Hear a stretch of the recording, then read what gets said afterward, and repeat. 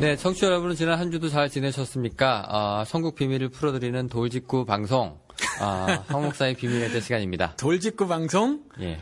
먼저 인사부터 할까요? 안녕하세요. 안녕하세요. 네. 돌직구란 얘기가, 예. 이게 뭐 나쁜 뜻은 아니잖아요. 우리나라에서 쓰는 돌직구란 얘기가. 예. 다들 왜 이익관계 때문에 예. 이미지 관리 차원에서 예. 또 뭔가 무서워서 예. 네, 할 말을 못 하고 있는데 예. 이제 돌직구라는 건 이제 그런 거 개의치 않고 예. 그냥 자기 주관과 신념에 따라서 예. 할 말을 하는 방송. 예. 뭔가 뭐 좀 부정적인 측면으로 사용되고 있지는 않나요? 제가 뭐 다 몰라서. 그런 건 아닌 것 같은데요. 예. 뭐 철없고 무식하고 단세포적이고 네, 개념 그런 건 없고. 없나요? 개념 없고. 예, 뭐 그렇게 뭐 난리는 뭐 일상생활에서 뭐 그렇게 뭐 별명을 가지신 분들도 있을지 모르겠지만 예. 예, 저희가 표방하는 돌직구는 이제 그런 수준이 아니라 예. 그냥 뭐라고 해야 될까요? 그냥 거품 빼고 예. 하고 싶은 말만 하고 딱 빠지는 예. 네, 그렇게 담백한 방송이 좀 되고 싶습니다. 도망가지 않고 돌리지 않고 네. 예. 우회하지 않고요. 우회하지 않고. 네. 참 그것만 해도 좀 그럴듯한 자화자찬으로 저희가 시작을 했네요. 그런데 사실 그럴 수 있으면 좋은데 가끔 제가 막힐 때도 있고 말이죠. 어떨 때는 조심스럽게 말할 때도 사실은 있어요. 그래서 전부 돌직구는 사실은 아닙니다. 들으시는 분들은 그렇게 들으실지는 모르지만 제 딴에는 네. 사실은 심사숙고해서 표현을 이렇게 저렇게 나름 거르는 것도 사실은 많이 있어요. 그게 저의 개인적 문화. 왜 문화도 두 개 있죠? 매크로 컬처, 마이크로 컬처. 매크로는 크단 말이고 마이크로는 작단 말이잖아요. 네. 영우 씨 등산 좋아하면 난 낚시 좋아하고 있는 거. 네. 저의 이제 마이크로 컬처가 그렇다는 거거든요. 제 개인이 갖고 있는 거. 그래서 그런 것들에 대해서 상대방과의 대화나 이런 것에 충돌이 있을 수 있잖아요. 그래서 있죠. 제 나름대로는 이 방송에서도 나름 거르는 중인데 이게 아마 들으시는 분들은 돌직구로 들으실 수 있을 것 같아요. 거르신 게 이 정도다라고 그렇죠. 이제 우리가 생각을 할 수가 있겠습니다. 솔직히 뭐 이런 분들이 많이 필요하고요. 예, 뭐 도래마다 죽어도 그냥 뭐 자기 할 말 하는 스타일이 있는가 하면 네, 그냥 주의 시선 의식해가지고 그냥 할 말도 못 하고 그렇게 사시는 분들도 있고 뭐 그런데요. 예, 뭐 각자 삶의 스타일인데 이제 목사님은 뭐 솔직히 뭐 아쉬운 거 없으시잖아요. 없어요. 잃으실 것도 없고. 예, 잃을 것도 없고 얻고 싶은 것도 별로 없어가지고 사실 그렇습니다. 그런 분들이 제일 무섭습니다. 그거 뭐 그런 소리 들어보셨어요? 누가 싸움 제일 잘하는지? 예, 누가 제일 잘합니까? 등치 큰 놈이 아니래요. 그럼 뭡니까? 깡입니까? 아니요. 죽기 살기로 싸우는 사람. 뭐 목숨 내놓고. 예, 목숨 내놓고 싸우는 사람. 예. 그런 거 뭐 제가 지금 별의별 말을 다 하네요. 그런데 예수쟁이로 살면서 언젠가부터 삶의 철학이 그렇게 정해진 것 같아요. 저 같은 경우는 뭐 별로 땅의 것에 소망이 없어요. 뭐 얻고 싶은 것도 별로 없고 또 취하고 싶은 것도 별로 없어서 그냥 이대로 복음을 전하다가 죽자. 하나님이 데려가시면 거기에 순종해서 그렇게 살자. 뭐 이런 이제 생각을 가지고 사니까 아마 그런 삶의 철학 때문에 그런지 제 입에서 튀어져 나가는 말들이라든가 제 행동들이 다른 분들이 보셨을 때 이제 그렇게 느끼실 수도 있지 않은가 그렇게 생각이 들어요. 사실 뭐 아무것도 필요 없는 사람이 가장 행복하기도 하고요. 또 가장 무섭기도 하고요. 또 그런 인생인데 뭐 목사님께서는 남의 그렇게 뭐라고 해야 될까요? 뭐 핍박이라든가 뭐 남이 뭐 목사님의 말을 막는다거나 하는 거에 대해서 뭐 그렇게 개의치 않으시는 분이 별로 개의치 않고요. 오히려 사회적 왕따를 스스로 자처를 하죠. 떠나갈 테면 떠나가라. 목회도 혹시 그렇게 하시나요? 목회도 그렇게 해요. 그러니까 더 중요한 건 100사람, 1000사람 모으는 일보다 제가 하나님 앞에서 불의한 모습 안 가지려고 하는 거죠. 네, 설교 때 이 말하면 교인 떠나갈 텐데라고 이제 발 동동 구르는 것보다는 오히려 그냥 하고 싶은 거 다 하는 거 그렇게 설교하시는 게 솔직히 모든 목사님들의 그 로망 아닙니까? 그거는 모르겠어요. 오히려 로망은 사람 많이 긁어먹어도 설교를 하는 것이 로망이 아닌가 싶은데 저 같은 경우는 그래요. 남의 인생 제가 책임 못 지거든요. 목사가 뭔 어떻게 남의 인생을 책임져요. 그러니까 저는 제 인생도 책임 못 지고 새벽 예배 같은 경우도 새벽 기도회든지 예배든지 우리 이제 그걸 하는데 저는 뭐 한국에서 뭐 새벽 기도회로 뭐 많이 성장했다고 하는 그런 교회들을 비판을 하고 말이죠. 그 다음에 40년 동안에 이전에 그 뭐 부흥 강사님들이 얘기했던 뭐 비가 오나 눈이 오나 고무신장 질질 긋고 새벽교회 재단 싸러 다녔다 뭐 이런 것들을 제가 비판하잖아요, 성경적으로. 그런 사람이 제가 새벽 기도를 한단 말이죠, 매일같이. 사람이 있든 없든 한단 말이에요. 저희 집이 교회하고 멀어요. 차로 110km로 달려가지고 40분을 와야 돼요. 새벽에. 그런데 이제 그걸 해요. 그런데 그 시간을 뭐 때문에 갔냐 하면 저 때문에 가져요, 저는. 그거라도 없으면 제가, 인간같이 못 사는 거예요, 제가 사실은. 인간같이 못 살아서 그 시간에 하나님과의 교제하는 시간이 너무 행복하고 또 그 시간에 하나님의 말씀을 읽고 또 생각을 해보고 하나님 어떤 분이신가, 하나님 어떤 뜻을 이 세상에 드러내시는가를 생각하는 시간이 너무 행복해서 이제 그걸 하는 거거든요.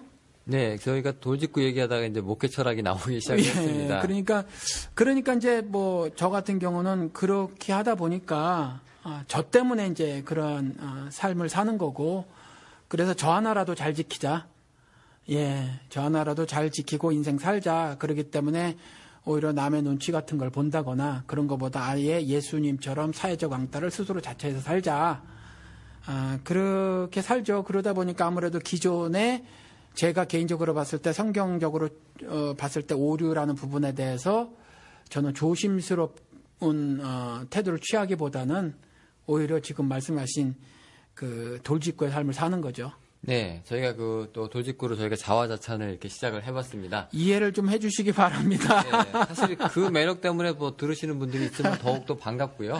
예. 네, 또 감사한 일이죠. 예.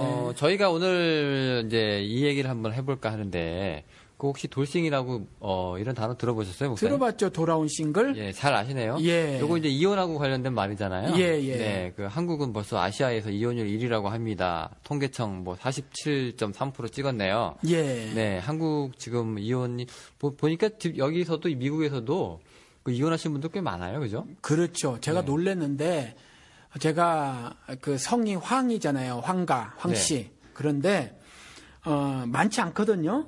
황씨가 많지 않아요. 그런데 제가 뭐 인터넷으로 알 수 있다는 걸 모르고 굳이 이제 어떤 관공서에 가서 어느 분을 도움을 드리려고, 영어 못하시는 나이 들으신 분을 도움을 드리려고 무슨 일 때문에 이제 관공서를 갔는데 우리가 사는 지역이 달라스인데 여기가 이제 몇 개 지역으로 나눠져 있잖아요. 그런데 이제 카운티라고 하는 거, 달라스 카운티 내에 이혼을 받는데 한국 사람. 그 황씨성을 가진 사람 이혼이 컴퓨터 스크린으로 3페이지 들어가는 거죠. 그거 어떻게 보셨어요? 제가 그 일 때문에 갔었어요. 그걸 이제 알아보려고. 그 관공서에 있는 화면에 뜬 컴퓨터 그 화면을 봤다고요? 예. 예, 이렇게 좀 돌려달라, 이렇게 찾아보게. 그래서 해서 봤어요. 봤는데 여기에서만 우리 한국인들 숫자가 그렇게 많지 않은데 여기에서만 황씨성 가지신 분 이혼이 3페이지더라라는 거죠. 근데 황씨성을 가진 사람이 중국 사람도 있고 월남 사람도 있는데 스펠링을 다르겠어요.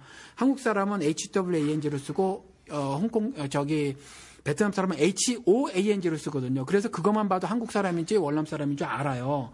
그래서 HWANG 황씨성을 가지신 분들 이혼이 무려 3페이지더라. 그러면 이제 다른 카운티까지 다 합치면은 훨씬 넘잖아요. 그러면 뭐 흔하고 흔한 뭐 김이박으로 나가면 엄청 많은 거죠. 그렇네요. 그렇죠. 네네. 여기 진짜 뭐 이혼 문제가 한국은 좀 많이 대두가 되고 있는데 예. 특별히 미국은 좀 심하고요. 예. 네, 그리고 여기 보니까 뭐 여기 통계 자료를 들고 나왔는데 이상하게 여기 성서 여기 바이블 벨트라고 하죠. 예. 여기 근본주의적이고 보수적인 신앙이 자리 잡고 예. 있는 미국 남부 지역. 예.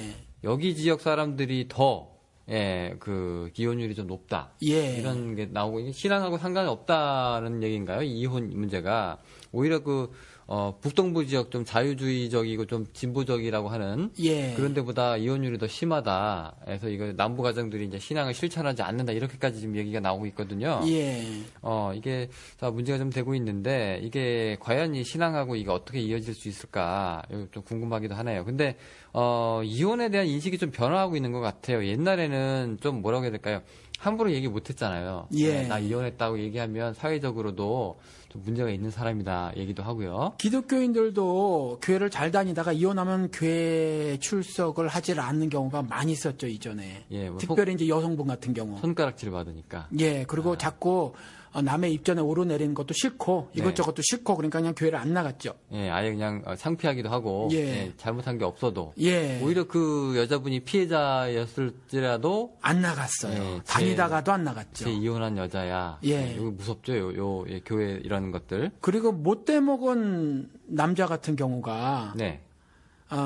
그 이혼한 여성한테는 또 함부로 대하는 그런 것도 있었어요. 아, 지금도 사실은 예. 좀 그런 사건이 좀 이렇게 뭐 보호자라고 해야 될까요? 남편이 없으니까 예. 네, 좀 만만하게 보고 예, 말 함부로 하고 성적 농담 툭툭 던지고 네. 뭐 이런 거. 근데 어떤 사람은 뭐 그런 것들을 개의치 않고 살지만 또 그 모든 사람이 동일하지는 않잖아요. 어떤 사람은 그런 것들이 굉장히 싫거든요. 네네. 싫은데 이제 뭐 그런 것들을 툭툭 그렇게 막 던져버리고 하는 경우들이 실제로 있단 말이죠. 네. 그러니까 이제 아예 사람 여러 모임들을 안 가는 거죠. 아, 근데 예. 아까 목사님 말씀하신 것처럼 그 황씨성만 해도 3페이지라고 하셨는데 예. 그게 지금 여기 달라스 이쪽 얘기잖아요. 예, 예. 여기 지금 대다수 분들이 교회에 출석을 하고 있으니까 아이 뭘 대다수가 출석을 해요. 뭐 제 생각에는 15%도 안 되는데. 15%도 안 된다고요? 예, 제 생각엔 그저 12, 3%나 될까? 교회가 그렇게 전체. 많은데요? 예, 예. 뭐 큰 교회를 해봤자 3개. 그렇잖아요. 제가 10년 전에 미국에 왔는데요. 예. 저 처음 왔을 때 사람들이 그냥 교회 다니시죠가 너무 당연한 분위기여서 예. 예, 그 당시만 해도 불교나 이런 데 오신 분들은 갈 데가 없다고 호소하던 시기였었어요. 예. 예, 그때 목사님이 공항 픽업부터 해주셔서 그 교회랑 인연을 예, 맺기 예. 시작을 해서 예. 한국에서의 종교랑 상관없이 예. 그렇게 이제 교회 속으로 들어오는데 예. 지금은 또 그게 아닌가 보네요. 예, 근데 그 당시도 마찬가지예요. 사실 많아 보이는 거죠. 지금 여기가 대충 뭐 거의 한 10만 가까이 된다고 해요. 통틀어서. 네. 예, 10만 가까이 된다고 하는데 대형 교회를 봤자 3개 있는데 한 1000명 조금 넘게 나간단 말이죠. 그렇죠? 1000명 좀 넘는데 한국 교회 같은 경우 아시잖아요. 그 뭐 출석 교인보다 실제로 출석하는 교인보다 등록 교인이 많잖아요. 일단 오면 무조건 이름 받아 적고 교인 수로 이렇게 산정을 하니까.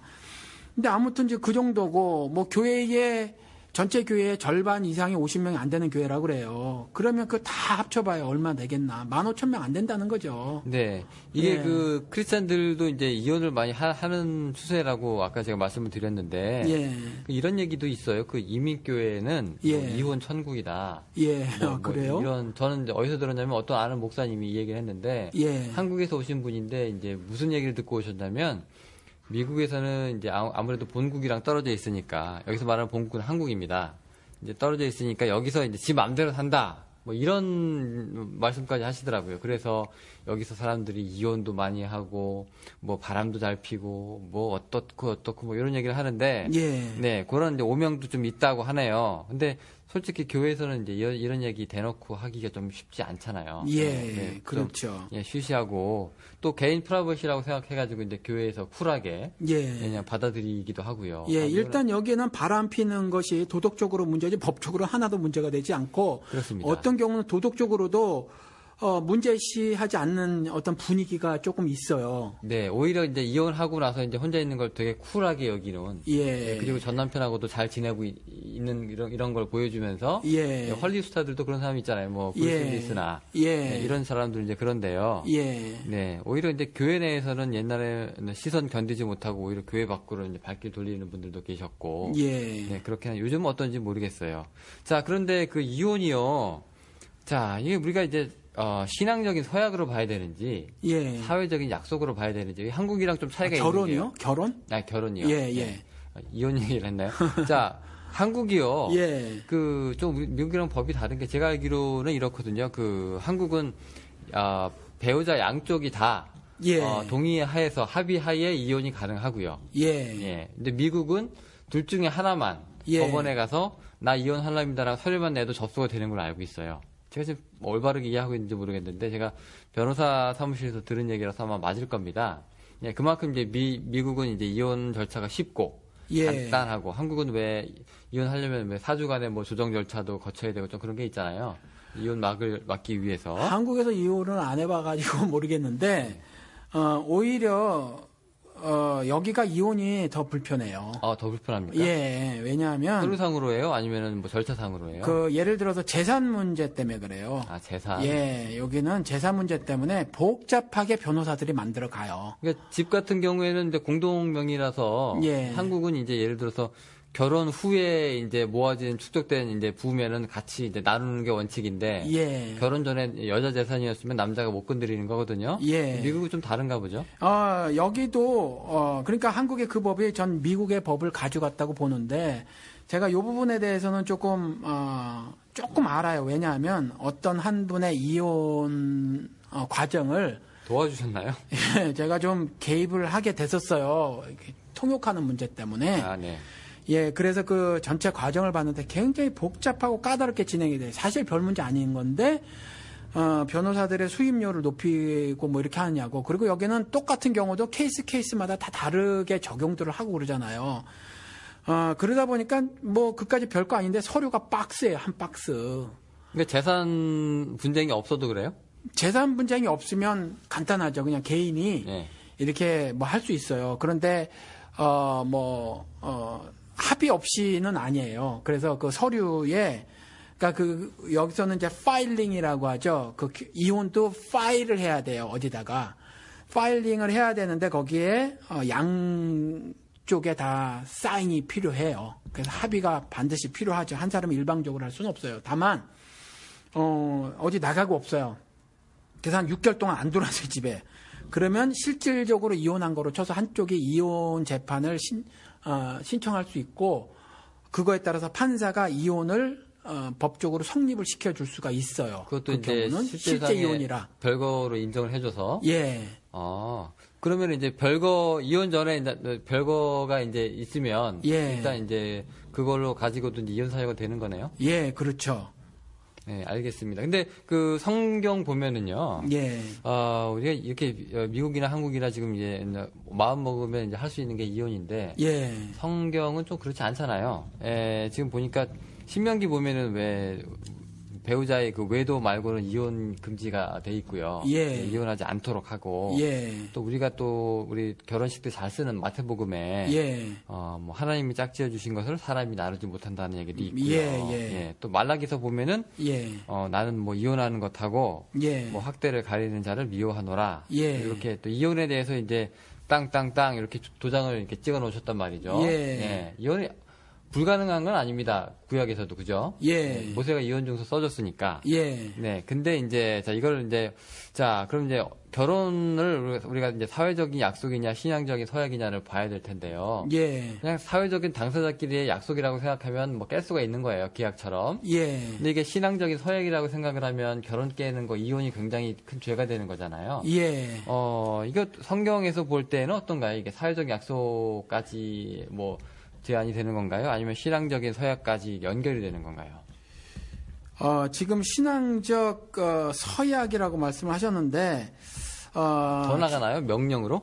요 부분에 대해서 좀 제가 정확하게 무슨 말씀을 하시려고 하는지 모르겠어요. 예를 들어서 결혼을 하는데 나는 하나님 이 결혼을 절대로 깨지 않음을 하나님 맹세합니다라는 말씀을 하시려고 하는 건지 신앙적 서원 같은 것들로 그러니까 이런 거죠. 우리가 결혼을 할 때요. 예. 그냥 사람들이랑 이제 할 때 이제 나 이 여자랑 결혼합니다. 예. 하고 얘기하고 이제 사람들한테 축하받고요. 그리고 혼인 신고하면 끝이잖아요. 근데 이런 거는 이제 내가 혼인 신고를 이제 뭐 무효 소송을 한다거나 아니면 이혼 절차를 밟으면 이제 사회적 약속이기 때문에 뭐 개인 간의 약속은 얼마든지 이제 수정하거나 깰 수가 있는 거니까 그렇게 이제 말을 다시 담으면 되는 거니까요. 근데 이제 신앙적인 서약이라고 하는 면에서의 결혼은 하나님 앞에 모시고 저 이 여자와 결혼합니다. 라고까지 얘기를 하고요. 근데 그리고 우리가 흔히 잘 아는 뭐 검은 머리 파뿌리까지는 안 나가더라도 뭐 이제 그 목사님이 주례를 서시고 그 결혼식 자체가 또 하나의 예배가 되고 또 예배 마지막에 무시무시한 말이 나오잖아요. 하나님이 짝지어 주신 것을 사람이 나누지 못할지니라. 이혼하면 큰일 나는 것처럼 되는 거죠. 자, 그러면은 이게 이혼을 그냥 일반 사람들은 그냥 사회적인 약속으로 볼 수 있는데 예, 그리스도인들은 이거를 뭐 신앙적인 엄청난 뭐 서원 같이 그 질문이셨군요. 네. 그런데 만약에 그렇게 한다면 그건 올바른 성경적 행함은 아니에요. 그러니까 방송에서 한번 말씀을 드린 것 같아요. 구약 시대에는 서원이라는 걸 신앙의 한 형태로 인정을 해주셨어요. 그런데 신약 시대에 와서는 그 서원이라는 걸 신앙 형태로 인정을 하지 않으세요. 그래서 머리 한 카락 한 올도 검고 희게 할 수 없는 존재이므로 서원하지 마라, 맹세하지 말라로 우리 성경에 번역했지만 똑같은 말이라는 거죠. 서원을 하고 살지 말으라는 거거든요. 그러니까 하나님 앞에서 어떠한 그와 같은 그 맹세를 하는 것은 하나님이 불허하셨으니까 그걸 하는 것 자체가 옳은 건 아니에요. 그러면 결혼식에 뭐 하나님을 굳이 끌어들이지 않아도 된다. 뭐 그렇죠. 굳이 그 부분하고 또 다르게 그건 좀 이따 말씀을 드릴게요. 그 서원 같은 경우는 구약 시대도 그리고 깰 수 있었다니까요. 우리가 그냥 지금 강압적으로 그렇게 그 돈 뜯어내는데 써서 그렇지. 뭐 아버지 혹은 정혼한 남자 혹은 실제로 결혼한 남편이 그 얼마든지 그 실수한 서원에 대해서 고칠 수 있음을 하나님이 법적으로 허용을 해놓고 계셨단 말이죠. 근데 그런 부분을 싹 이렇게 해놓고 서원은 무조건 지켜 이렇게 했거든요. 그러니까 그 구약 시대에도 여전히 서원은 우리가 취소할 수 있었던 것이었고 실수한 부분에 있어서 또 하나 신약 시대에 와서는 하나님의 자신의 구속 사역을 세대별로 하나님의 경륜이라고 하는 건데 계속해서 이렇게 어떤 모습들, 방식들을 변화해 오셨는데 신약 시대에 와서는요, 이 서원 자체를 인정하지 않으셨어요. 그러니까 이걸 신앙적인 행위로 해서 나는 하나님께 약속하노니, 맹세하노니 난 이 결혼을 죽어도 안 깨겠습니다 라는 것은 하나님께서 그러한 그 서약을 해라라고 하지 않으셨다는 거죠. 오히려 그런 서약을 하지 말라라는 거죠. 그러면 이제 결혼식에 이제 뭐 신앙적인 뭐 서약이라든가 이 결혼을 이제 끝까지 책임지겠다고 하는 뭐 신랑 신부의 약속이라든가 신앙적인 뭐 이런 걸로 이제 확장시키면 안 되겠네요. 일단 결혼이. 또 다른 문제는 뭐냐면 조금 전에 마태복음 말씀에서 그 하나님이 짝지어 주신 것 누구도 나눌 수 없다라는 부분이 그 결혼에 담긴 그 참 의미에 관한 말씀이라는 거죠. 사실은. 그래서 결혼은 에베소서에 그렇게 제가 이 말씀 참 여러 번 드렸을 것 같아요. 에베소서에 가서 보면 분명히 말씀해 놓고 있는 게 뭐냐면 결혼은 그리스도와 교회의 관계라고 이렇게 말씀을 해놓고 계세요. 그래서 남자가 부모를 떠나서 아내와 연합하는 부분이 그리스도와 교회에 관한 이야기다라고 분명히 에베소서에 쓰여져 있거든요. 그래서 결혼은 결혼할 그 시점에 관한 부분이 아니라 결혼한 이후에 그 삶이 전적으로 그와 같은 성격으로 진행돼야 됨을 말하고 있는 거예요, 사실은. 그래서 함부로 결혼이라는 그리스도와 교회의 관계를 유지시키고 발전시켜 나가는 그런 성격의 신자로서의 삶을 영위해 나갈 때에 함부로 나누는 결정을 너희들이 하지 말라라는 말을 하고 계시는 거예요, 이 부분이. 그래서 사실은 결혼한 그 시점이 아니라 그 이후에 지속되는 그 삶을 통해서 전적으로 목숨 다 바쳐 그 교회를 사신 것처럼 남편 아내를 그렇게 사랑할 것이며 그 다음에 목숨 다 바쳐 뜻과 정성과 힘과 뭐 목숨까지 다 바쳐 하나님을 섬기는 것처럼 남편을 그렇게 섬겨라라는 말을 하는 거거든요. 그래서 죽음이 둘을 갈라놓을 때까지 그런 모습으로 신앙생활을 해나가라, 결혼이라는 신앙생활을 해나가라라는 말씀이라는 거예요.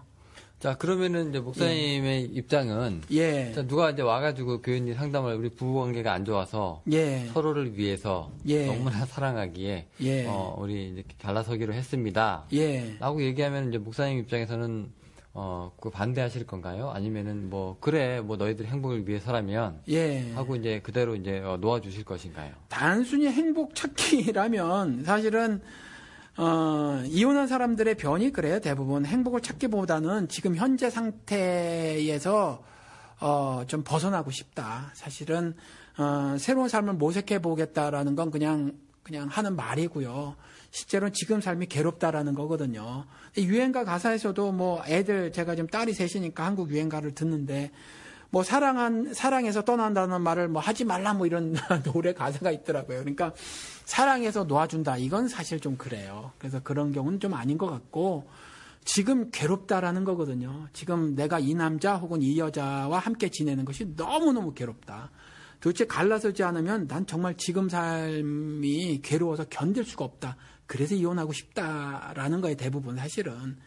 그런 경우에는 조금 더 그 한국에서도 이혼할 때 뭐 조정 시간을 뭐 얼마 갖는다고 했잖아요. 좀 더 신앙적으로 문제점이 뭔가 좀 서로 살펴보는 시간을 좀 가지면 어떨까, 이렇게 제안을 좀 하겠죠. 저 같은 경우는. 이제 그럼에도 불구하고 이제 확고히 아예 그냥 이혼을 하고 왔어요. 이제 목사님의 이제 뭐 조언이나 뭐 이런 건 상관없이 아예 그냥 이렇게 이혼했어요라고 통보를 하는 경우도 있겠네요. 그러면 그렇겠죠. 뭐 그런 경우가 비일비재하겠죠. 사실은. 그렇게 교회로 오면은요, 뭐 목사님은 그냥 이혼한 사람이라고 해도 그냥 그대로 인정을 하시는 거잖아요. 비록 이제 이혼은 불가 라는 의견을 갖고 계시지만 그래도 일단 이혼한 상태라도 교회에 오면 그 자체로 그냥 그것으로 이제 오케이시잖아요. 너 왜 이혼했냐? 너 그래서는 안 된다. 다시 합치고 와라. 뭐 이렇게 회개해라, 이런 말씀 안 하시죠? 그럴 수는 없죠. 네. 그럴 수는 없고, 사실 이혼한 당사자들은요, 아픔이 커요. 그러니까 그거를 함부로, 목사 아니라 뭐 세상 없는 사람이라도 그 부분에 있어서 함부로 이렇게 쉽게 말을 하거나 그럴 수는 없어요. 그럴 수는 없는데, 뭐 만약에 시간이 지나고 어느 정도 대화할 그 환경이 조성이 된다면, 이혼은 분명히 잘못된 것이고, 성경적으로. 그러면 앞으로 인생에서 사실은 그래요. 어느 남자의 경우도 마찬가지고 어느 여자의 경우도 마찬가지고, 배우자가 딱 자기 이상형, 자기 성격에 딱 맞아 떨어져서 사는 경우는 없어요. 그러니까 그러한 경우는 뭐냐면, 어차피 내가 가진 죄성 때문이기도 하고, 세상이라는 죄악된 세상에서 만들어 놓은 윤리, 도덕, 아니면 풍조, 관습, 문화 뭐 이런 것들 때문에 삶이 왜곡되지는 부분이라서, 그런 것들에 대해서 신앙적으로 잘 조망을 해보고 앞으로는 똑같은 잘못을 안 저질렀으면 좋겠다라고 말을 하겠죠. 조금 아까 목사님 이혼이 잘못된 것이다라고 이제 말씀을 하셨는데, 그럼 그 근거가 있을 건데요. 그 근거가 예를 들어서 뭐 성서적으로 이거는 합당치 않기 때문이다라고 하실 건가요? 아니면 뭐 너희가 약속을 했기 때문에 그것을 되돌리는 것 자체가 너 웃기는 거다. 이렇게 말씀을 하실 건가요? 그 두 개 다죠. 두 번째 경우는 인간적으로 사람이 약속을 했으면 좀 지키고 살자. 그렇죠? 뭐 그런 거고, 더 중요한 거는 신앙적으로 예수 그리스도께서 이혼 불가를 외치셨으면 이혼 불가한 거예요. 그냥 하나님 말씀하시면 그대로 순종하고 살아야죠. 신명기 보면은요, 그때 이혼을 하라고 하는 유일한 근거가 하나 있는데, 이유라고 해야 될까요? 그게 이제 배우자의 외도거든요. 배우자가 외도했을 경우에 또 예수께서도 음행한 거는 이제 이혼을 해도 이제 가한 걸로 유일한 한 가지 이제 사유인데요. 네, 이때는 왜 그랬을까요? 이게 외도가 이미 뭐 딴 마음을 품었기 때문에, 또 간음을 했기 때문에, 이미 더럽혀졌기 때문에 그랬을까요? 음란이 이유겠죠. 음란하게 된 것이 이유일 텐데, 이것도 정확하게는 그게 우리의 실제 삶이기도 해요. 그리고, 이것이 단순히 음란하면 반드시 이혼해라라는 말씀을 하시기 위해서 그걸 굳이 성경 말씀에 기록을 해놓은 건 아니에요. 음란이라는 거는 성경에서는 크게 뭐냐면, 하나님만을 사랑해야 하는데 하나님만을 사랑하는 것이 아니면 그걸 음란하다고 했거든요.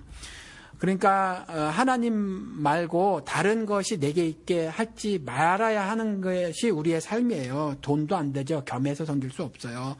그래서 특별히 이제 창기 같은 것을 등장해 놓은 것이, 창기가 다른 사람보다 더 창기의 범죄가 크다라는 말이 아니라 창기를 통해서 말씀하시고자 하는 것이 있다라는 거죠. 그 음란을 말하고 있는 거거든요.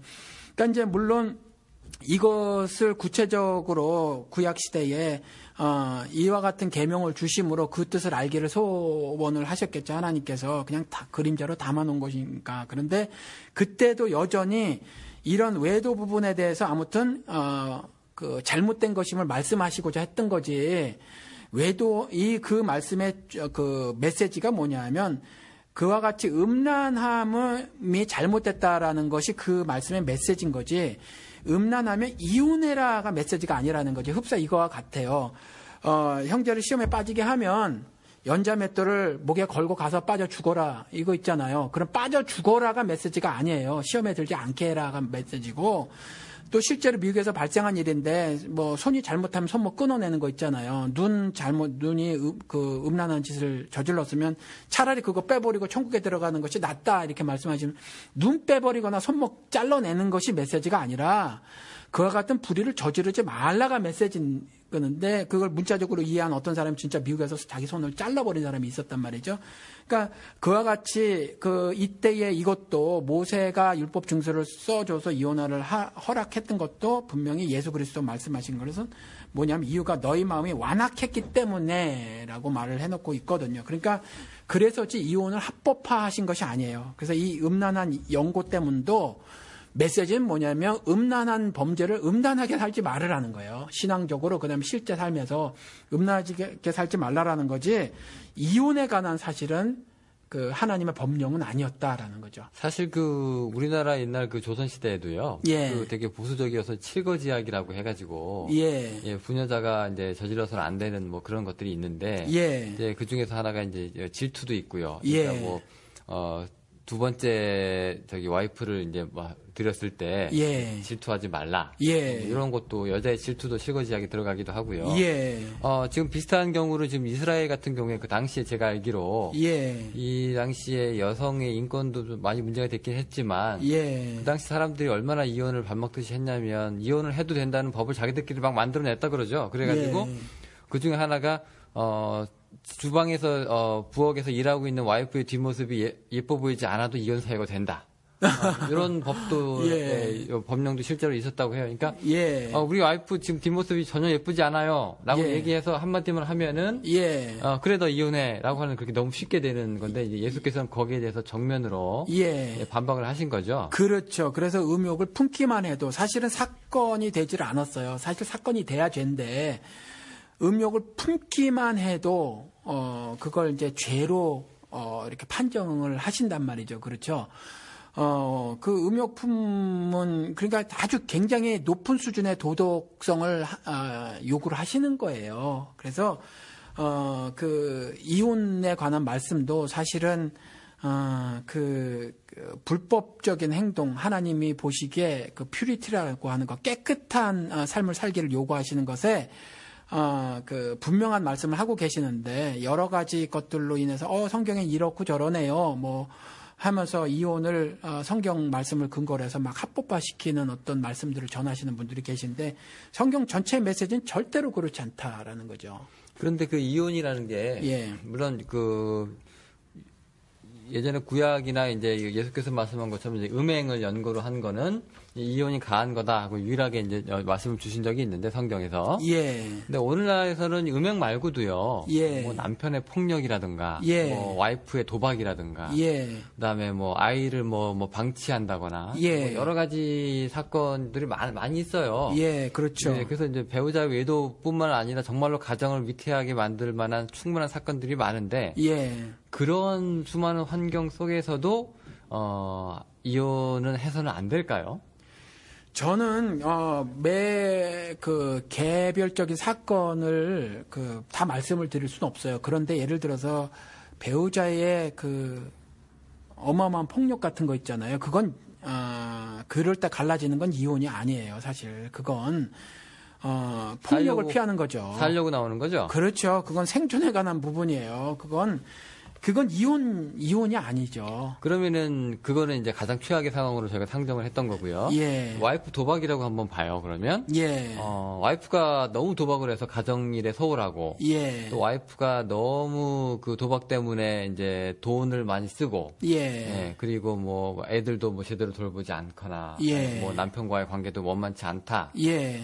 뭐 제일 중요한 거는 이제 도박이라는 거에서 빠져서 이제 빠지지 말고 다시 돌아와야 되는 건데요. 예. 그 왜 중독이라는 게 한번 빠지면 또 쉽지 않잖아요. 그렇죠. 예. 근데 이제 남편이 하다가 도저히 안 되겠다. 예. 그러면 이제 이혼할 수도 있는 것 같은데. 최선을 다해서 전문가의 치료를 받도록 하라고 권하고 싶어요. 그래서 이혼을 결정하기보다는 그런 방법을 좀 모색을 하라고 말씀을 드리고 싶어요. 왜냐면 그거는요, 남편의 노력으로 될 수 있는 게 아니거든요. 그건 그냥 병이에요, 병. 병은 의사가 치료할 수 있거든요.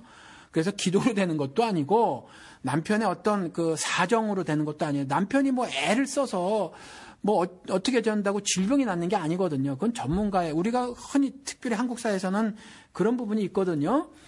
그게 육신에, 예를 들어 조금만 다쳐도 육신으로 다친 거는 의사의 진단이 필요하고 의사의 그 어떤 치료가 필요하다고 보는데 정신적인 병, 마음의 병은요, 그걸 그렇게 인식을 하지 않는 어떤 문화가 있어요. 그런데 그것도 병이란 말이에요. 그래서 의사의 치료가 반드시 필요하고 우리가 흔히 그와 같은 중독으로부터 벗어난 경우들을 보잖아요. 뭐 연예인 같은 경우도 마약에서 나오고 한 경우 보잖아요. 그러니까 그러한 일을 해야지 그냥 쉽게 뭐 이렇게 이혼을 결정하기 쉬운 결정은 아니겠지만 그런 것보단 그렇게 하는 것이 어떨까 싶은데요. 근데 예를 들어서 만약에 도박 얘기가 나와서 얘기인데요. 예. 그 여자 입장에서는 그게 이제 그 5년이고 10년이고 그 병을 치료하는 기간이라고 하지만 예. 남편 입장에서는 자기 인생 이제 그 결혼까지 해가지고 뭐 세상 떠날 때까지 한 40년, 예. 50년 이제 인생 사는데 예. 그 가운데 뭐 10년, 20년을 예. 전혀 행복하지 못한 상태로 그냥 이렇게 사는 거잖아요. 예. 자기 인생을 뺏기는 거고 손해고요. 예. 어떻게 보면 자기도 행복하게 살 권리가 있는데 예. 와이프를 잘못 만났을 뿐이거든요. 예. 자, 이런 상황에서 이 사람의 행복도 예. 이 남편의 행복도 중요하다고 생각을 하는데 예. 그럼에도 불구하고 이혼은 안 되는 걸까요?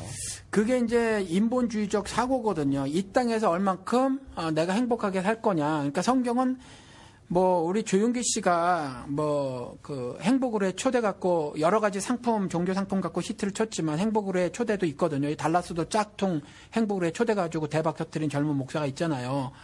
그런 것처럼 그렇지만 성경에서는 행복 추구하는 것을 신자의 덕목으로 아니면 신앙의 의무로 한 번도 제시해 놓고 있지 않아요. 하나님을 향한 신앙이 있어서 조이풀 라이프라고 하는 거, 기쁜 삶을 사는 거는 있어요.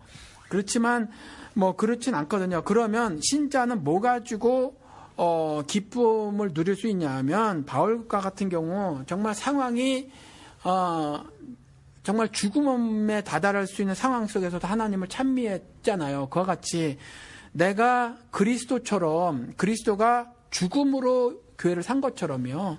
죽음으로 아내를 사랑하는 것으로 뭐 굉장히 육신적으로 힘들겠죠. 그렇지만 그러한 가운데 하나님을 의지하고 살아가는 그 삶을 사는 가운데 내가 그와 같은 그리스도를 따라 사는 삶을 사는 가운데 저는 정말 하나님이 주시는 믿음이 있는 사람이라면 그 가운데도 기쁨을 누릴 수 있지 않을까 생각이 들어요. 그러면은 이런 사례는 어떻습니까? 한국 사회에 보면은 예. 경제적인 이유로 이제 이혼을 하시는 분들도 또 있고요. 예. 미국도 그런지 모르겠지만 예. 그게 이제 뭐냐면 두 가지가 있는데 하나는 이제 배우자의 뭐 경제적인 무능이라든가 예. 그런 거에 너무 이제 지쳐가지고 그것도 예. 보면 어떻게 보면 생존의 문제일 수도 있거든요. 그렇죠. 예, 뭐 돈을 폭력이랑 똑같이 없으면 당장 죽어요. 예. 예, 그러니까 이제 살기 위해서 그렇게 하는 방법도 있을 수 있고요. 예. 또 이제 뭐 배우자의 사업이 망해가지고 예. 그 피해가 가기는 걸 법적으로 방지하기 위해서 예. 법률성으로 일단 이제 별거를 하고 이제 이혼을 하는 걸로 예. 이렇게 이제 경제적인 상황으로 이제 두 가지 나눌 수 있는데 예. 두 가지 사례 다 안 되는 걸까요, 그럼? 그냥 같이 추운데 뭐 겨울에 입을 외투가 없으면 꼭 껴안고 차라리 얼어 죽는 게 하나님 앞에서 올바른 신앙의 모습이라는 거죠. 그냥 차라리 둘 꼭 경험꾼이 죽으라. 예, 저 같은 경우 제가 이런 말을 감히 드리면 뭐 굉장한 신앙을 가지고 있는 것처럼 그리고 또 왜 저 목사는 왜 이렇게 비현실적인 말을 해 이런 말씀을 하실지는 모르지만 어차피 하나님의 말씀대로 따라 사는 건 세상적으로 보면 비현실적이에요. 저 같은 경우는 뭐 성장하면서 가난했었단 말이에요. 근데 가난한 것이 많이 가난했었어요. 그러니까 그러한 삶을 안 살아본 건 아니라는 거죠. 굉장히 가난했었어요. 쉽게 말해서 그냥 한 방에서 8명이 다 잘 수가 없어서 바깥에 나가서 저희 아버님은 주무시고 한 때도 있었단 말이에요. 그 8명이 다 누울 공간이 없어서 칼잠을 자더라도. 그러니까 뭐 먹는 건 오죽했겠어요. 뭐 아무튼 그랬는데 그럼에도 불구하고 정작 소중히 지켜야 할 것은 하나님이 내 가슴속에 부어준 사랑이라는 거죠.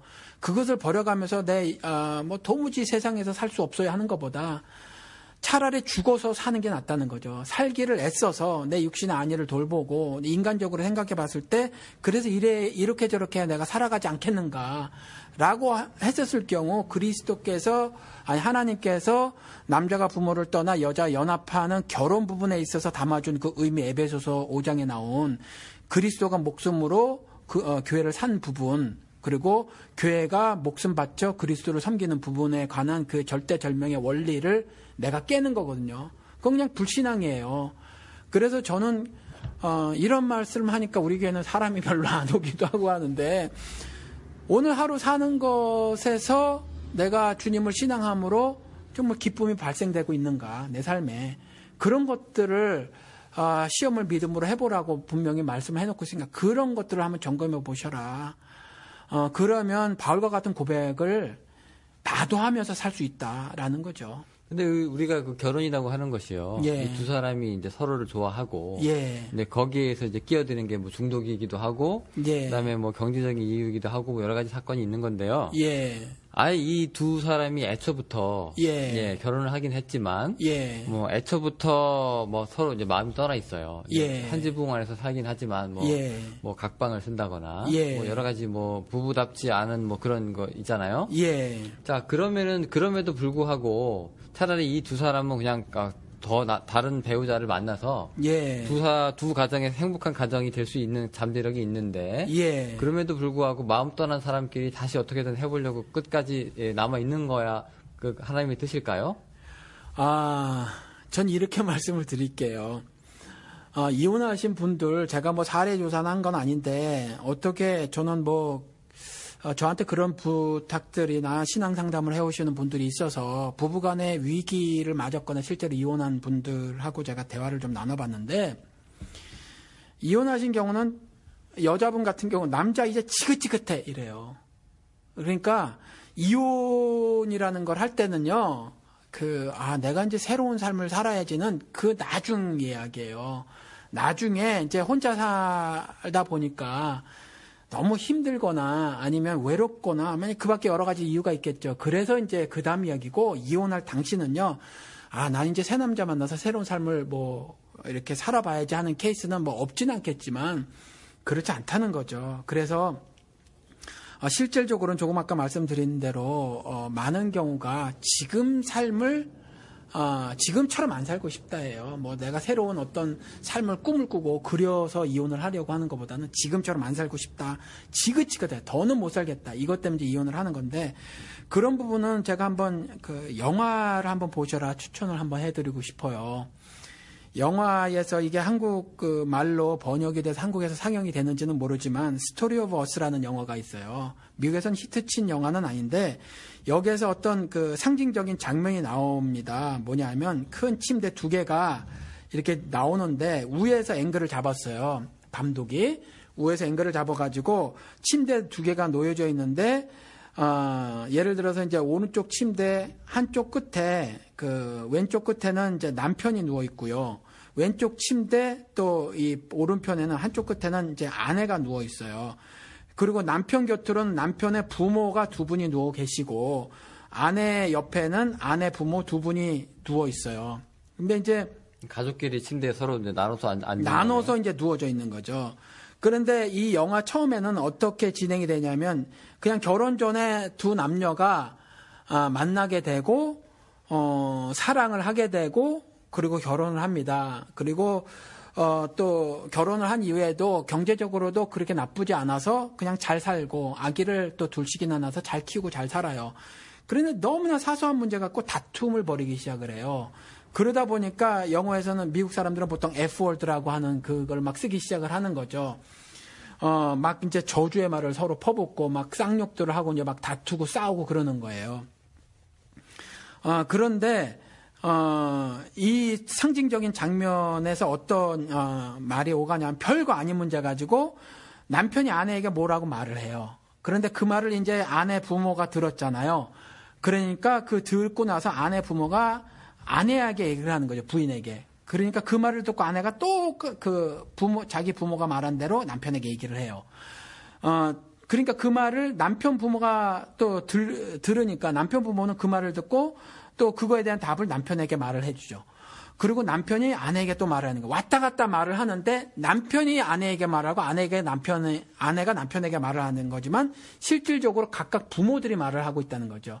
이게 무슨 말이냐면 남편은 자라나오면서 자기가 자라놓은 그 환경에서 생겨진 여러 가지 사고방식, 삶의 철학, 어떤 문화 이런 것들이 있다는 거죠. 여자도 아내도 동일하게 그런 것들인데 이것들의 충돌이라는 거예요. 이 충돌. 그래서 사실은 부부간의 문제가 발생했을 때 가만히 보면 사실 사고방식의 충돌이에요. 그러니까 내가 중요한 거거든요. This is me. 미국 사람들도 그냥 나를 주장하는 거거든요. 근데 이것이 성경적으로 보면 불신앙적인 부부 생활의 모습이라는 거죠. 그래서 사실은 나를 주장하기 전에 상대방을 고려를 하고 또 사실은 이게 너무나 간단한 원리여서 그렇게 하면 아내가 남편 먼저 얘기할게요. 남편이 아내의 마음을 돌아봐주고 우리 흔히 그런 말 하잖아요.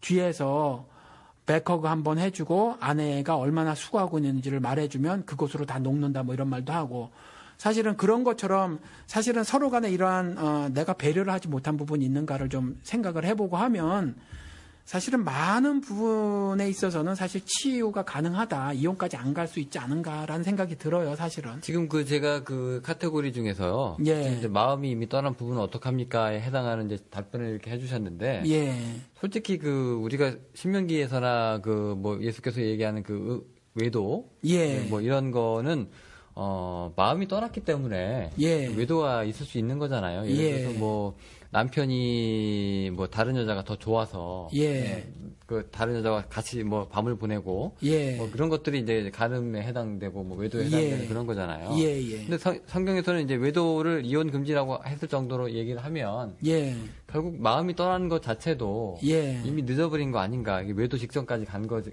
때문에 그것도 어떻게 보면은 이미 이혼을 해도 된다는 카테고리 안에 들어간 것 같기도 한데 그래도 안 되는 걸까요? 그래서 마음이라는 게 그래요. 하나님 말고는 누가 진실하냐, 얼마큼 진솔하냐, 사람이 얼마나 이기적인데요. 그래서 저는 한번 그렇게 말을 해본 적이 있어요. 우리 아이들에게 오래전에, 그때 제가 너무 일찍 말을 한 것 같아요. 아직, 그 말을 다 이해하지 못했을 때. 나는 너희들을, 사랑하려고 노력한다. 라고 말을 했어요. 어떨 때는 내 문제 때문에 너희들을 충분히 사랑하지 못할 수도 있다라고 말을 했어요. 너무 솔직하게. 네, 근데 지금은 그 말 뜻을 아이들이 컸으니까 이해하는데 그때는 이제 잘 이해를 못했던 것 같아요. 뭐냐면 제가 제 자신을 봤을 때 정말 좀 미국 사람들 leave me alone 그러잖아요. 좀 나를 좀 내버려둬 라는 말을 막 하고 싶을 때가 있을 정도로 시간적으로, 정신적으로, 육체적으로 정말 피곤할 때가 있었어요. 뭐냐면 정말 저도 한때 초를 막 잘라서 써야 될 정도로 먹고 살아야지, 공부해야지, 뭐 해야지 막 그럴 때가 있었거든요.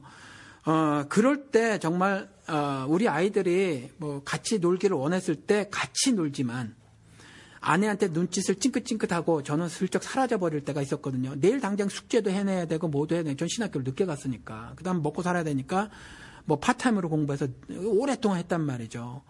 뭐 그러니까 막 힘들고 어렸을 때 뭐 정말 그야말로 나 좀 내버려둬라는 말이 여기까지 나온단 말이에요. 심지어 내 애가 내 애인데도 불구하고. 그럼에도 불구하고 같이 놀자는 아빠에게 그런 때를 쓸 때 거절은 안 한단 말이죠. 속에서는 나를 내버려둬 그러지만 거절은 안 하고 가는 건 뭐냐면 내가 사랑하려고 노력을 하는 거예요. 이와 같이 부부간의 문제에서 마음 떠났다? 떠난 경우 많아요. 제가 언젠가 그 설교를 할 때 그랬거든요. 저도 이회수 씨처럼 전우회로 삽니다. 얼마나 많이 싸운지 몰라요. 그랬더니 웃으시던데 부부가 그래요. 부부가 언제나 달콤한 삶을 계속 사는 건 아니에요. 우리 영호 씨도 아시잖아요. 언제나 그런 건 아니거든요. 그러면 그때마다 그 불만을 가득 안고 사냐 하면 그렇지 않고 되돌리기도 하거든요. 그래서 자세히 살펴보면 마음 떠났다, 떠난 경우 있어요. 그것을 떠났는데 사건화, 구체화시키지 않고 다시 한번 또 첫사랑을 회복을 해 나가는 거죠. 그렇게 살도록 애를 쓰는 거예요. 그러는 거지. 그리고 사랑의 모습, 성격, 색깔 이런 것도 사실 나이가 들면서 바뀌지 않나요? 그러니까 좀 그렇게 좀 이해를 하고 했으면 참 어떻겠나 싶은 거죠, 저는. 이번에는 그러면 제가 예. 신앙적이고 또 종교적인 사례를 한번 들어보겠습니다. 예. 와이프가 이단에 빠졌어요. 예. 보통 뭐 이단이라고 하는 게 예. 뭐 가정 돌보지 않고 예. 또 교주 쫓아다니고 뭐 이런 예. 사례가 많잖아요. 그렇죠. 네, 근데 너무 심각해요. 예. 네, 뭐 이런 사례에서는 이혼을 해야 될까요? 저는 그것도 하지 말라라고 말씀을 드리고 싶어요. 그런데 뭐 성경의 말씀 중에서는 물론 그 말씀이 꼭 그 뜻으로 쓰여진 거는 아니지만 뭐 안 믿는 형제가 갈리자고 하면 갈리우게 해라 이런 말씀이 있잖아요. 그런데 그것도 남편 아내에게 그렇게 하지 말 것을 원칙으로 제시를 해놓고 너의 행동으로 믿지 않은 아내를 구원할 줄 네가 어떻게 알겠느냐. 하나님의 역사라는 거죠. 또 아내에게 말하기를 너의 행실로 남편을 구원하기 믿지 않는 남편을 구원하게 될 줄 어떻게 알겠느냐. 그러니까 갈라서지 말라가 전체 그 말씀의 메시지예요. 그런데 굳이라 믿지 않는 자가 난 도저히 못 살겠다고 할 때는 불가항력적인 부분이 있음을 말하고 있거든요. 이 달라스에서 실제로 벌어졌는데 달라스에 여기 올드타이머 중에 어느 한 분이 옛날에 저기에 빠졌었어요. 뭐 종말론에 빠져가지고 그때 뭐 다미성계 뭐 이런 거 있잖아요. 그때가 92년도쯤 됐을 텐데. 예, 오래전 이야기인데 잘 사시던 두 분이 아내분이 거기에 빠졌어요. 그래서 그분이 그냥 나가버리셨어요. 집을요? 예, 그냥 다 두고 남편, 아내, 집, 가정 다 두고 그냥 나가버리셨어요. 여자분 입장에서는 지금 당장 이제 종말이 가까우니까 예. 집이 중요한 건 아닐 것 같고. 예.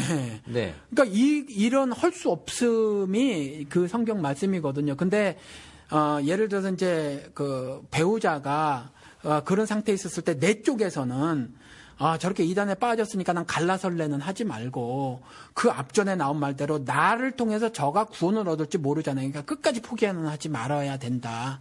전체적인 그 말씀이 이혼에 대해서 합법이다라는 말씀을 하려고 그 말씀을 한 것이 아니라는 거죠. 그래서 나를 통해서 어떤 일을 하나님 하실지 몰라요. 그 이단으로부터 돌이킬 수 있거든요. 무신론자가 믿지 않는 자가 돌이킬 수 있듯이 그럴 수 있으니까 이단이라는 것이 알지만 말씀에 대해서 잘못 이해하고 있는 거거든요. 그래서 말씀에 대해서는 올바른 이해가 있으면 돌이킬 수 있어요. 그러니까 내 쪽에서는 포기를 하지 말라. 저쪽에서 갈리는 거에 어떻게 하겠느냐라는 거죠. 저렇게 나가버린 경우. 단어 하나만 바꿔보겠습니다. 예. 이단이 아니라 예. 이번엔 기성교회 그냥 뭐 이단으로 인정받지 않는 예. 그런 이제 그냥 평범한 교회입니다. 예. 근데 그 교회에 너무 헌신적이라서 예. 가정을 돌보지 않을 정도로 헌신적이라서 예. 뭐 아침에 그런 사람들 있잖아요. 새벽 기도부터 시작을 해서 그렇죠. 밤까지 그렇죠. 철야 기도 뭐 그렇죠. 목사님 오시면 또 목사님 또 밥 차려드리러 나가고요. 그렇죠. 해드리는 분도 있고요. 예. 뭐 하여튼 그것 때문에 집안을 전혀 돌보지 않고 집에 빨래는 예. 넘쳐가고요. 예.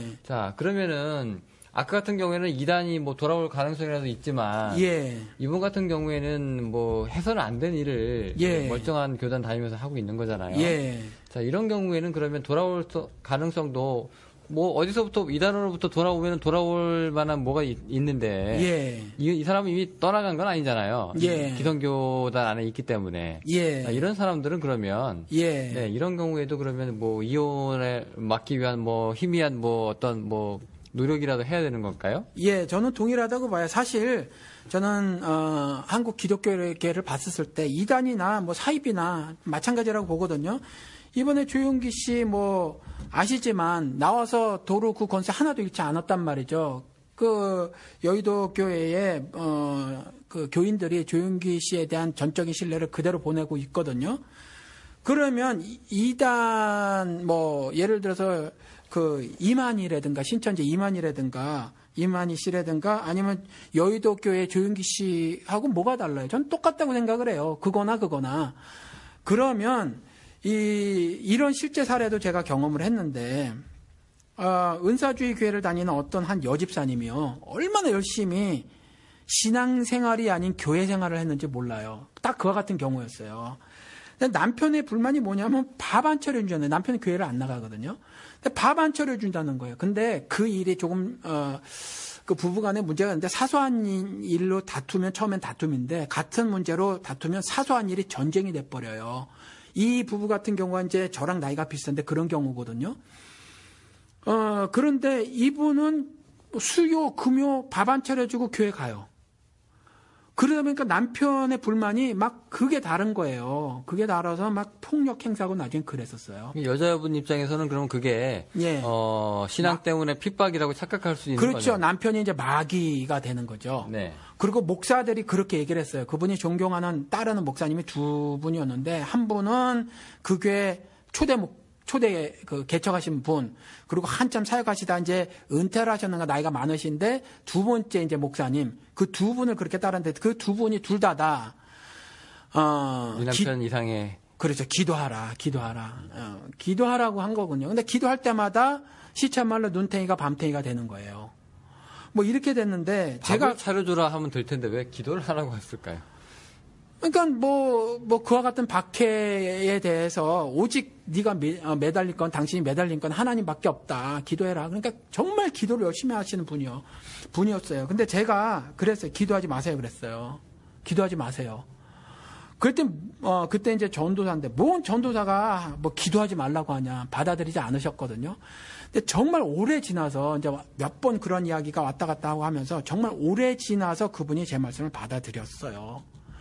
밥을 차려주시라는 게 제 말이, 밥을. 그리고 방이 2칸짜리 아파트에 살고 있었는데 남편이 벌이가 시원치 않았어요. 그러다 보니까 이분이 미용실을 가정에서 야매로 하는 걸 했어요. 미용 기술이 있어가지고.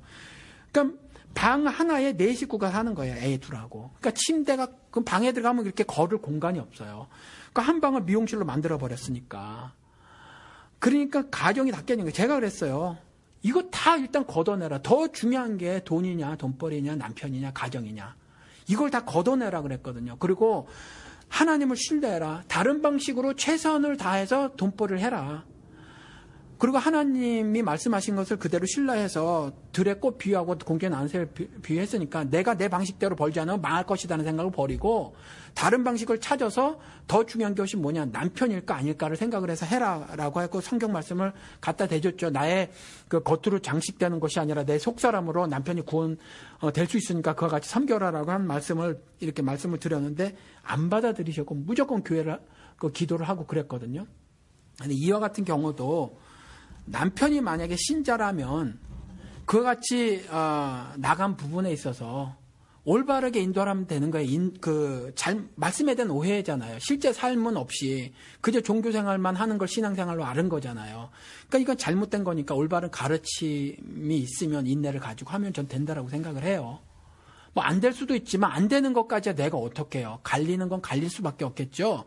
그럼에도 불구하고 그게 신앙생활하고 뛰쳐나가는 거야. 내가 인위적으로 어떻게 막아요. 그렇지만 내 쪽에서 이혼을 선언하지는 말자라는 거죠. 정리해서 이제 계속 이제 목사님 답변을 추스려 보면은요. 예. 뭐 이유에 어떻든 간에. 예. 심지어 이제 뭐 그 마음이 뭐 어떻든 간에. 예. 다 굴곡 있는 인생이고. 그렇죠. 다 흠결이 다 있는 이제 부부 생활이기 때문에. 예. 네. 그 원인을 잘 조목조목 짚으셔가지고. 예. 이제 되도록이면 이혼을 막으실 것을. 사탄의 노름이에요. 우리 삶 속에 침범해온 사랑해라는 하나님 메시지고요. 어떤 우리 상황 저편에 두 영이 있단 말이죠. 하나님과 사탄이 있어요.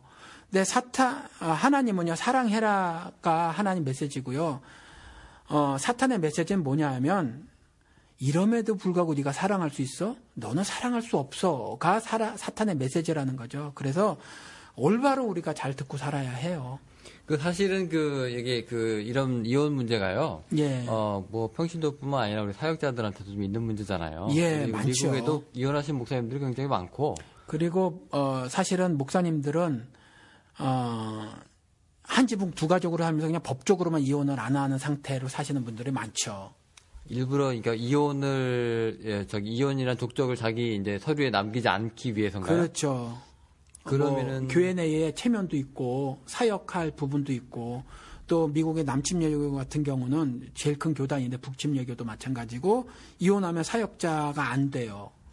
그러니까 뭐 앞으로 살 길이 막막해지는 거죠. 그러니까 그냥 적당히 한 지붕 두 가족으로 살아가는 실질적 이혼 커플들이 목사님 가운데도 많이 있다고 생각이 들어요.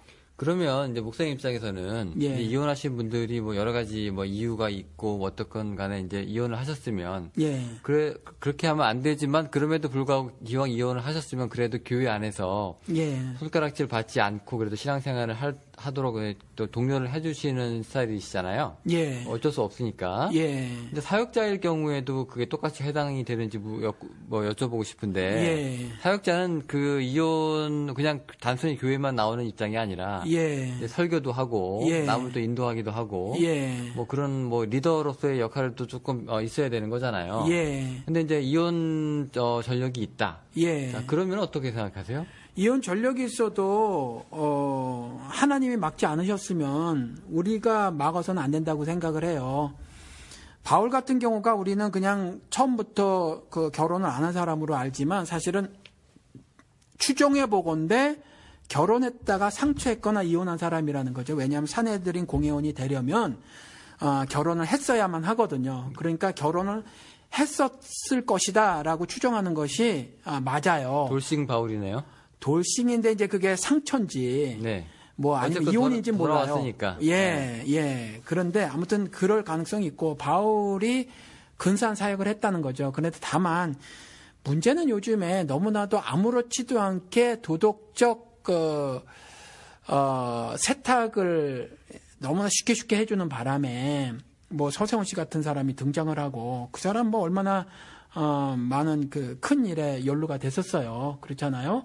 그런 거라든가 이근한 씨라든가 뭐 너무나 아무렇지도 않게 그렇게 등장하는 건 좀 반대라고 생각을 해요. 그런 건 안 된다고 생각을 하지만 원칙적으로는 그 사람이 온 백성에게 칭송을 받아야만 되는 거니까 그리고 모든 믿는 자나 믿지 않는 자들에게 칭송을 받아야 집사로 추천이 가능한 거니까 일단 그들의 그런 삶이 선행이 되어져야 하고 그러한 것들이 교인들에게 증명이 된 이후에 상당 기간 동안 증명이 된 이후에는 뭐 그럼에도 불구하고 인간적인 판단은 실수가 있을 수 있지만 막아서는 안 된다고 생각을 해요. 그런 점까지라도.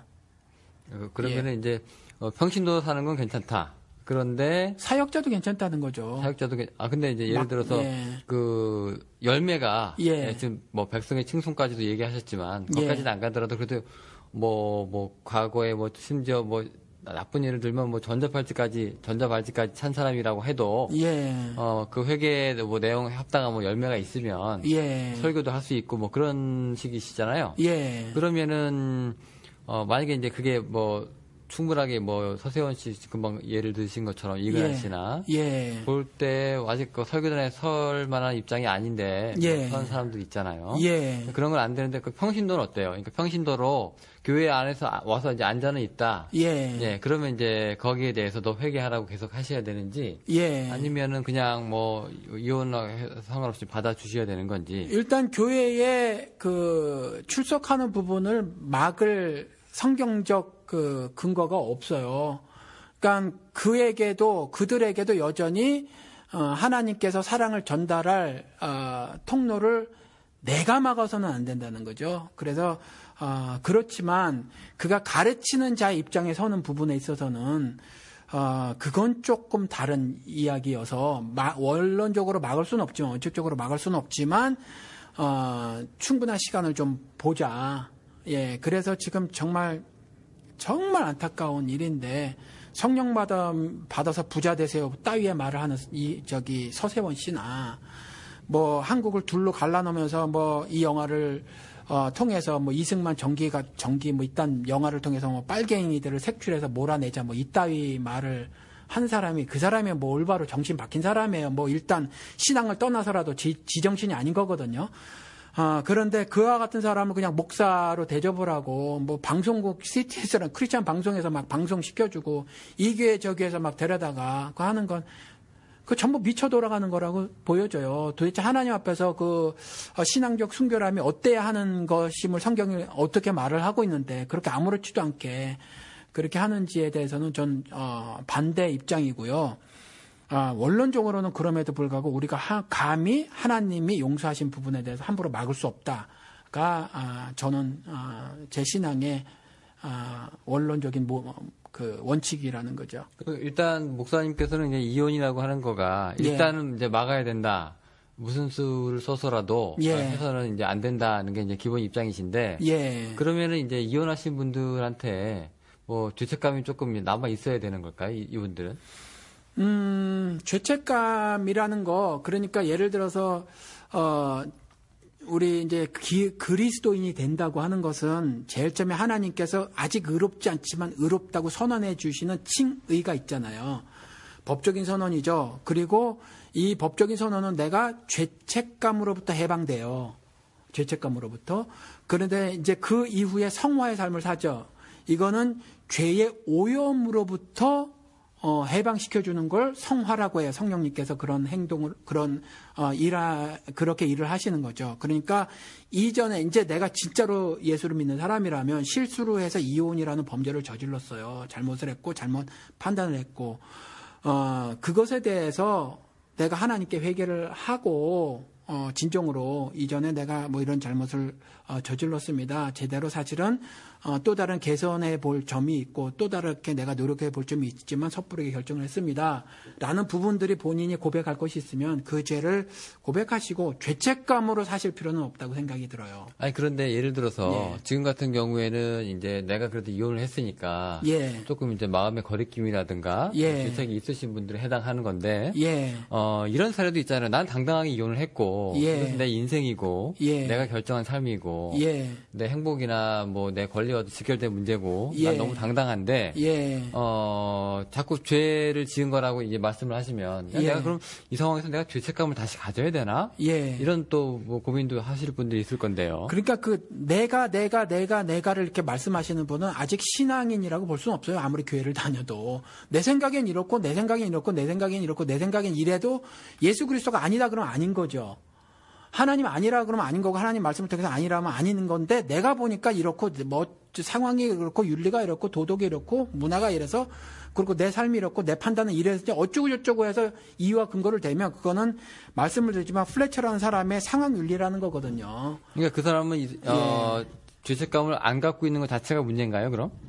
그렇죠. 그 죄가 죄인지도 모르고 사는 거죠. 그렇지만 분명히 말씀을 성경에서 통해놓고 있는 건 뭐냐면 율법은 죄를 깨닫게 해주는데 율법이 없을 때도 사망이 그에게 임한다고 했거든요. 자기가 모른다고 해서 죄가 아닌 건 아닌 거예요.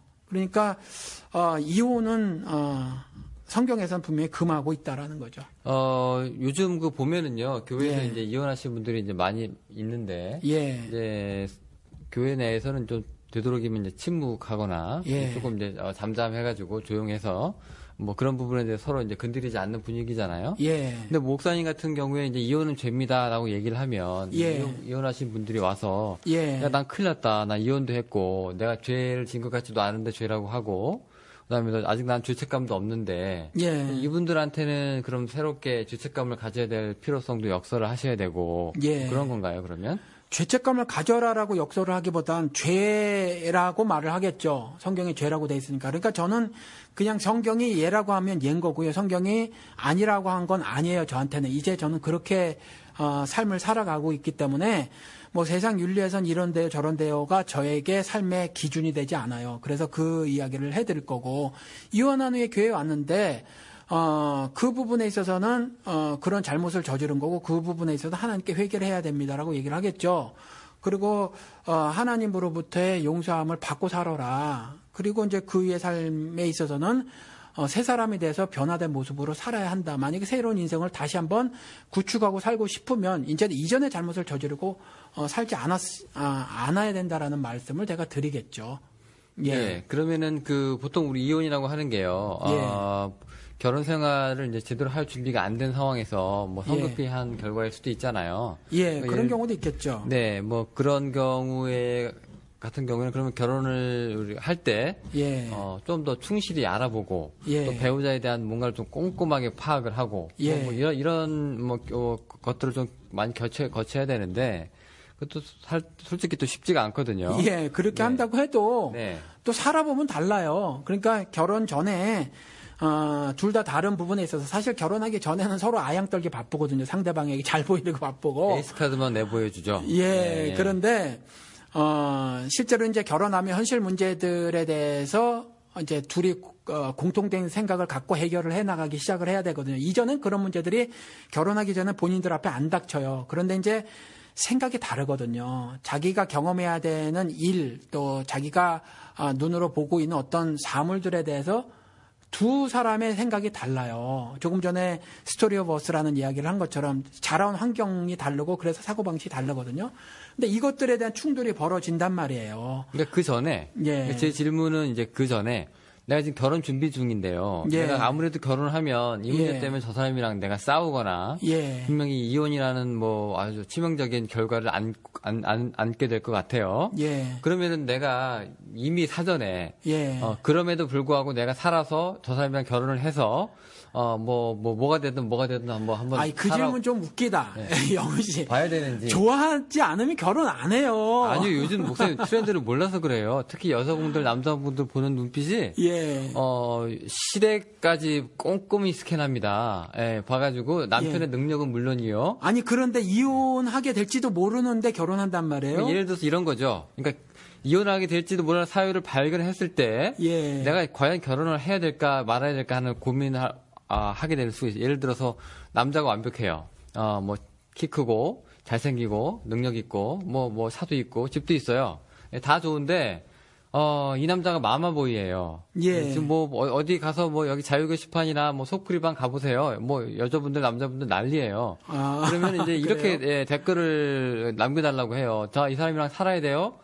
뭐 그러면 이제 여기 교과서적인 뭐 댓글도 달릴 수 있고, 너 그런 것까지 걱정한 거 보면 너 아직 사랑하는 거 아니구나. 뭐 이런 사람들도 있고 여러 가지 있어요. 제 질문은 뭐냐면 이제 이혼이 예상되는 앞으로 트러블이 예상되는 그런 결혼이 지금 결혼한 상태에서 아직 결혼하기 전이에요. 전에 결혼을 아직 안 했는데 내가 이 사람 이 문제를 이미 미리 파악을 했어요. 저 사람은 좀 시댁이 별나. 아니면 저 사람은 뭐 건강상의 문제가 좀 있는 것 같아. 아니면 뭐 여러 가지 있어요.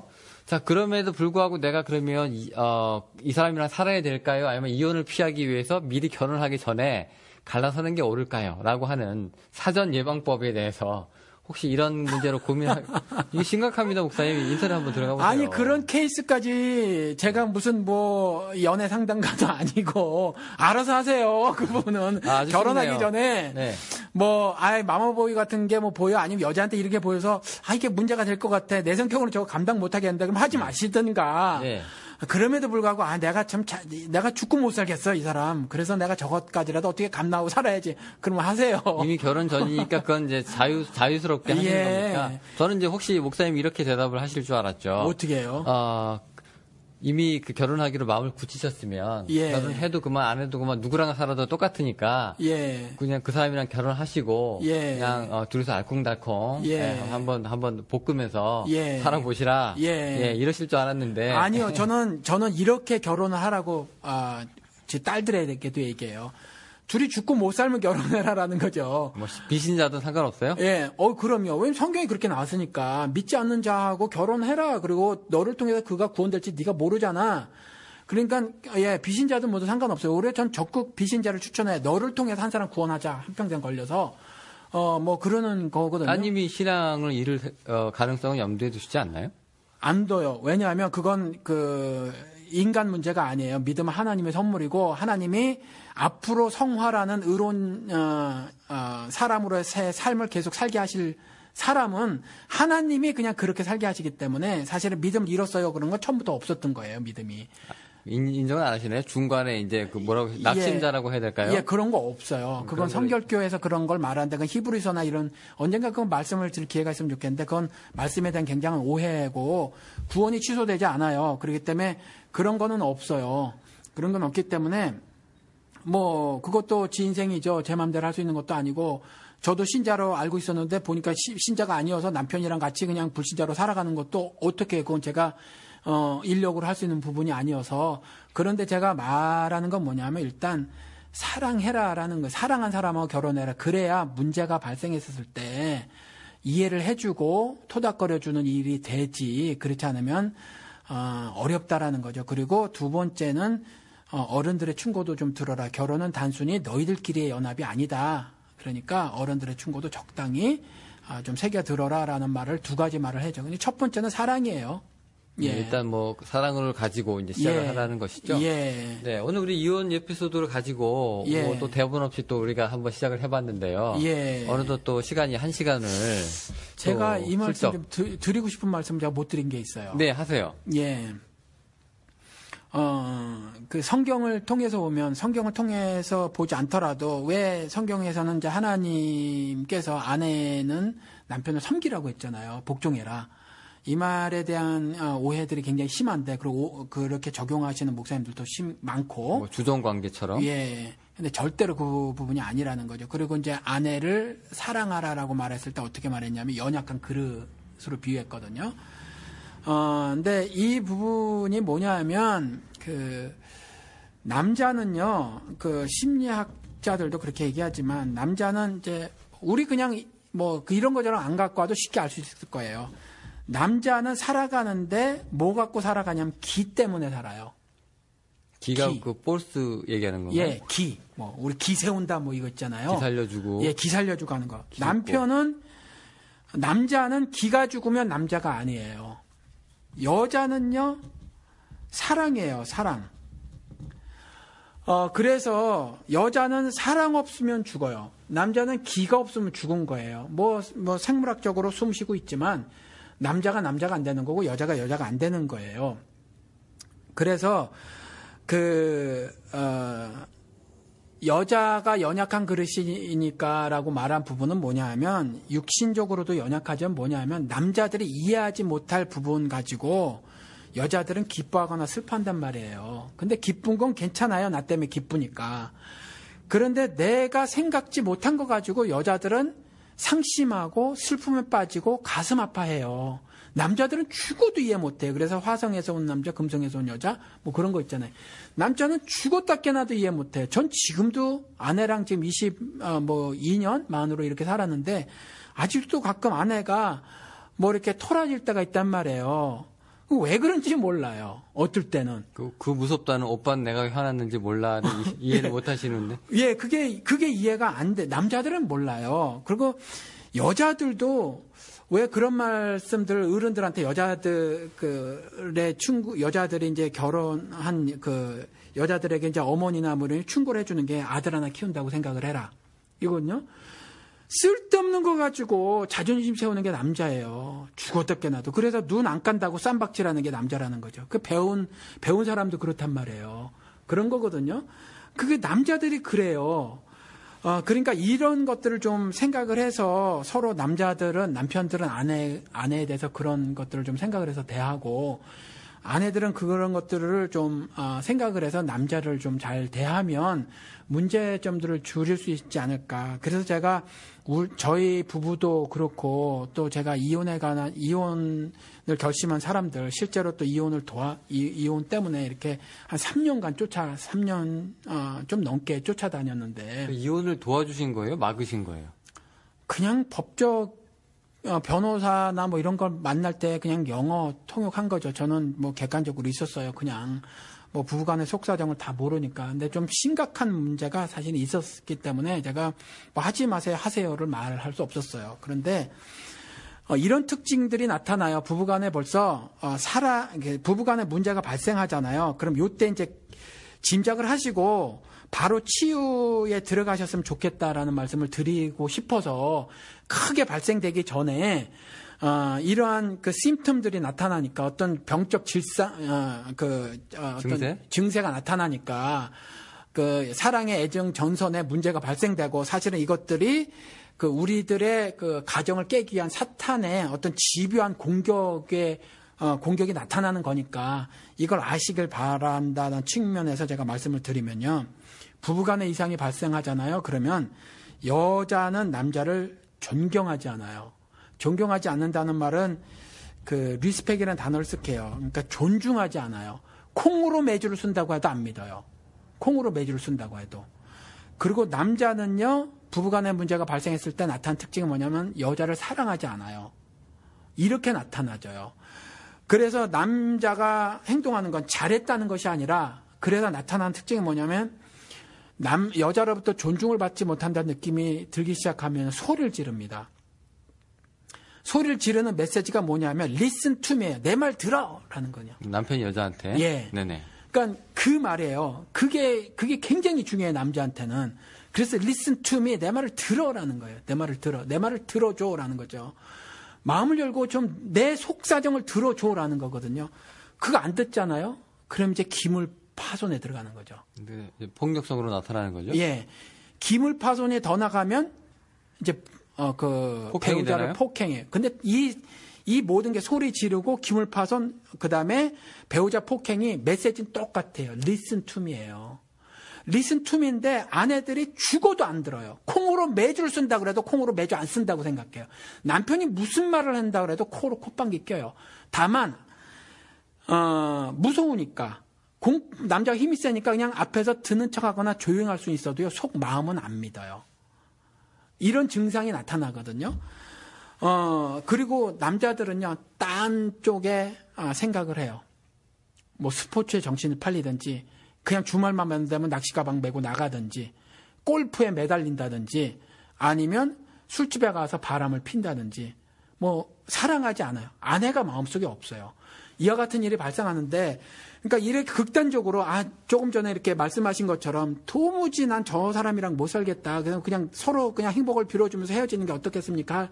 하는 상황이 벌어지는 것이 초반에 이와 같은 그 증세가 나타났을 때 그걸 감지를 못하는 거죠. 감지를 못하고 이유를 갖다가 이와 같이 영적인 것으로 이해를 하지 않고 사탄이 우리 화목한 가정을 깨려고 하는 것으로 이해하지 않고 상대방 잘못이나 뭐 이런 것들로 막 이제 생각이 되지기 시작을 하는 거예요. 생각이 되지기 시작을 해서 결국 이와 같이 극단적인 선택, 이혼이라는 거 그 상황에 도달하게 되는데 사실은 초장에 우리는 문제가 있을 수 있는 사람이다. 죄성을 가진 사람이다라고 인식을 해서 일단 뭐 저도 이제 나이가 좀 들었으니까 저보다 정치자들 가운데서 저보다 나이가 좀 적으신 분들이 있을 수 있으니까 제가 한 행동을 말씀을 한번 드려볼게요. 저도 전회로 살았다고 말씀을 드린 것처럼 작은 일로 많이 다퉜다는 거죠. 뭐 지금은 안 다투고 살지만. 그런데 한 가지 저희 부부가 했던 일은 뭐냐면 어떠한 일이 있어도 실제로 기도가 되지는 않아요. 그렇지만 그냥 입으로 그 단어들을 조합해서 말을 하는 거죠. 무조건 제 아내도 말씀에 순종했고 저희도 말씀에 순종했는 게 서로 싸웠을 때 말씀하시는 거예요? 싸워도 무지하게 싸웠는데 가난이 창문으로 새어 들어오면 행복은 방문 차고 나간다고 너무 가난했으니까 미국에서도 학교를 다니면서 신학교를 다니면서 겉으로는 행복한 척 다른 사람한테 했지만 실제로는 다퉜다는 거죠. 그런데 그랬을 때 한 가지 저와 제 아내가 그나마 지금 돌아봐서 잘했던 건 뭐냐면 하기 싫지만 했고 제 아내도 그 말을 따라줬던 건 뭐냐면 기도합시다 그랬어요. 그리고 그날 노를 그 다음날까지 가져가지 말라고 했으니까 노가 그 다음날까지 가져가지던데 형식적으로 가져가지 맙시다. 그리고 가져가지 않도록 하나님 우리를 주관해 주시옵소서라는 기도를 억지로 하고 살았어요. 억지로. 두 분이 같이요? 예. 억지로. 그런데 제가 남자니까 리더를 했죠. 그냥 어떻게든지 여자들은 마음으로 사니까 마음이 쉽게 안 풀리잖아요. 그런데 남자들은 일단 마음이 안 풀려도 머리로 사니까 일단 행함은 한단 말이죠. 그러니까 그러한 남자의 속성을 가지고 있으니까 주로 제가 이제 하는 거죠. 기도합시다. 그리고 이제 기도를 하는 거죠. 기도를 하면서 억지로 했는데 그 억지로 한 것이 어떤 영향력을 발휘를 해요.